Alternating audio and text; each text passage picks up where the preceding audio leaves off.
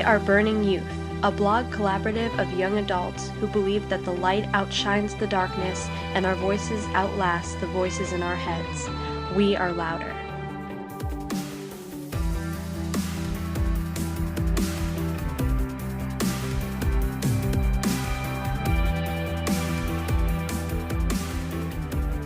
So, Grace, now, when I was little, and I can't even remember how old I was, but I was a youngin'.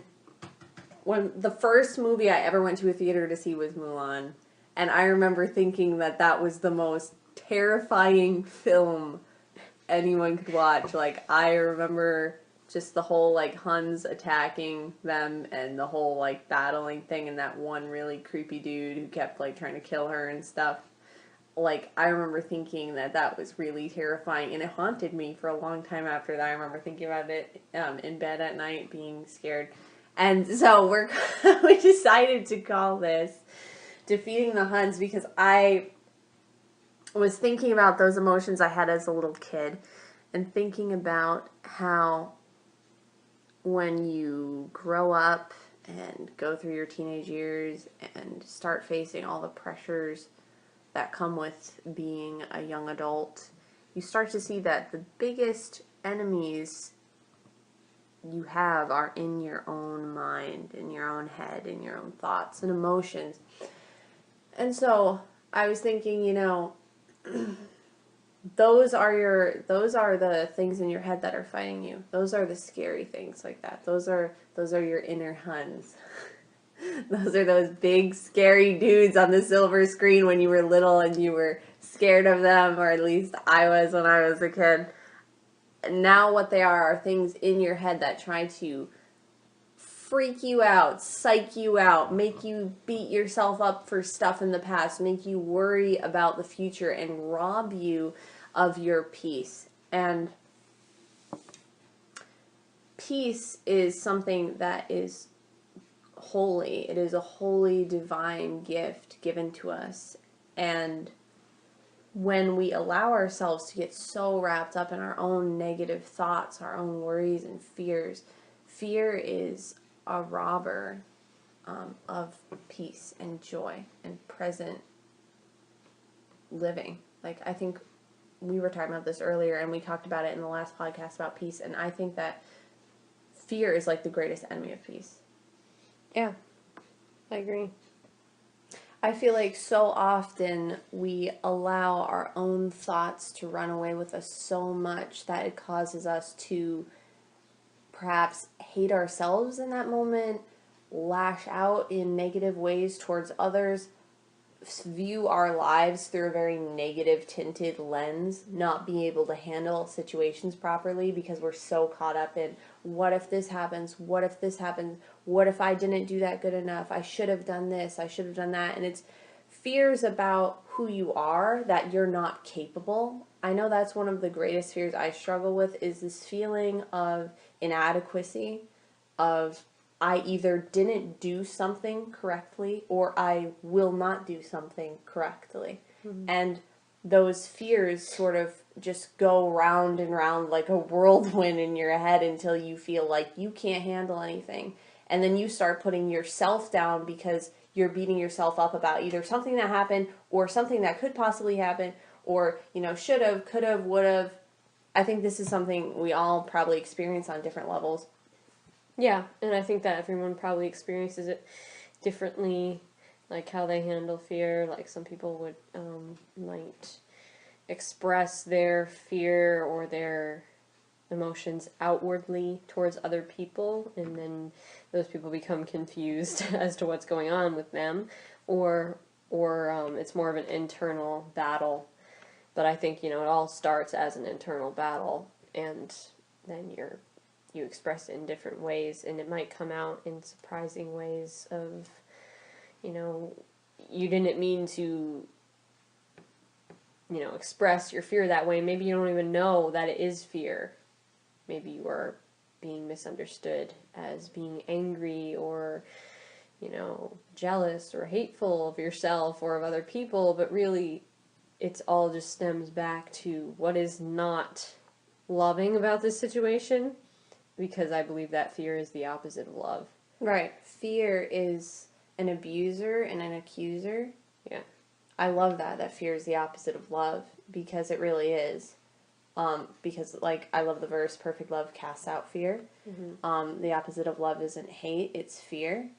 And it's like a slow crippling process, because, like you were saying, it causes you to act differently towards others, towards yourself. You start maybe not doing things that you normally would have done because you've repeated scenarios in your head so much that you're like, I am so afraid of this thing that might happen that I'm actually not even going to grab hold of these opportunities that come up in my life, because I'm just so afraid of this like mental image that I've inflated of what could possibly go wrong, that I'm actually sabotaging my own life and opportunities based off of fears.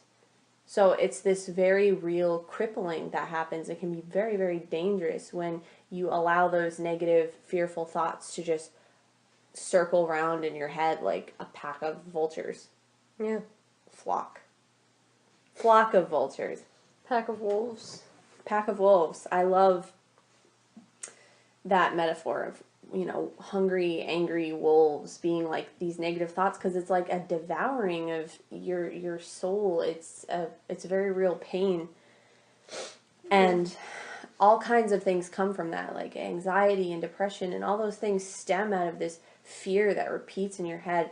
I love one of Thomas Jefferson's 10 rules, which our mom has mounted in her office, and I always see it, and I always love reading those from time to time because they're very smart. I love the one that says, "How much pain the evils cost us that never happened." How much pain the evils cost us that never happened. That is so true, because so often I know in myself that I have often inflated things in my head and dwelt upon things and worried about things like, what if this, what if this, what if this, that I end up, in these really bad mental situations over things that are not happening. They are non-existent things. They are a fantasy, this dark, scary fantasy I've created in my head that is not reality. Right. Like, I remember this one particular instance when I was younger, and I was taking riding lessons, and I was like 10 years old, and my riding instructor wanted to take me out on a trail ride for the first time ever, and I was so scared. And there was no reason for me to be scared, but it was just something new and different, and I was scared of everything. I was scared of, being on a horse outside. How scary. And, going outside of the little arena that we normally rode in, and I was unfamiliar with all of it. I only had been riding horses for a very short amount of time, and I was a little peanut of a kid. And I remember being so nervous over that and working myself up so much I made myself sick. And the day that I ended up going on the trail ride, it was a beautiful day. Everything went fine, and it was a blast.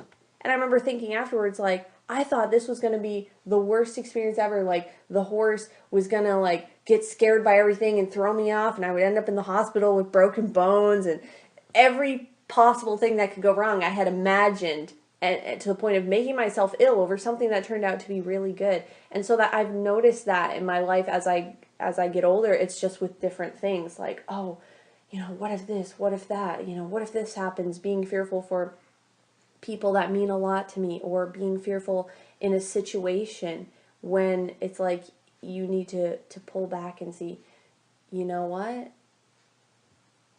I am a capable person. I am a trusting person. I have faith in God to take this situation and guide me in the best way possible, and just rest in that. And it can be a really hard thing to do, I think. Like, yeah. I mean, I think you've probably felt the similar things in your life with stuff that you have going on. Yeah, for sure. And like you said before, perfect love casts out fear. And I feel like that's probably, above anything, the most helpful to me personally, because a lot of times you get caught up in a cycle of fear, and someone's telling you, like, your mother or whoever counsels you is like, just stop thinking about it, stop being afraid of it. But a lot of times that's like, how do I stop? For me, I need like a logical step-by-step plan on how to stop doing something, or how to do something. And I don't really have that logical step-by-step plan for how to stop being afraid of something, but I feel like perfect love does cast out fear. So if you are in a cycle, caught in a whirlwind of fear, then just think about something related to this situation that you love. So anything that makes you feel love towards something in this situation, a person or a thing or a part of what you do that you are maybe terrified of. The reason that terror exists is because you have attached your heart to something. And so, like we were saying with like books, writing, careers, or like music, anything that you bet your life or your heart on, it's a scary thing because you don't know how it's going to end up. Like, it could become a bad situation. It's a scary thing to love people because what if something happens to them? Then that's like where that fear comes from, sort of. So to me, it's like the more you inflate the love aspect of it, the more you're casting out the darkness of the fears. Right. Because there will always be fear when you love something and when you attach yourself to something. Right. But the more you inflate and look at the fear, the more it becomes a bad situation. But the more you look at and focus on the love, the more it becomes light and satisfactory and easy thing. Right, so it's deciding which thing to inflate. Yeah, exactly. Really, fear is like a meditation. You're taking it like a gem and turning it from all sides and looking at all the different ways the light reflects, but you're doing it in a negative way, worrying about every little thing. Worrying is just mentally turning something over from every possible angle. So if you just replace that with, you know what, you know, okay, I could think about what if the worst possible eventuality happens? Well, okay, let's set that aside. What if the best possible eventuality happens? What does that look like?